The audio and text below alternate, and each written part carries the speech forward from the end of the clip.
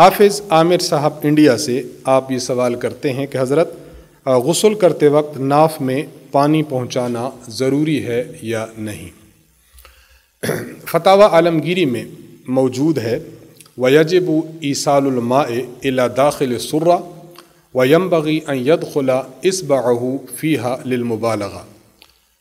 فتاوی عالمگیری میں موجود ہے کہ ناف میں پانی ڈالنا یہ غسل کے لیے یہ واجب ہے، اور غسل کرنے والے کے لیے یہ بات بہت زیادہ مناسب اور ضروری ہے کہ وہ اپنی انگلی کو اپنے ناف میں ڈال دیا کرے تاکہ پانی جو ہے وہ مبالغہ کے ساتھ اور اچھے طریقے سے پہنچ جائے۔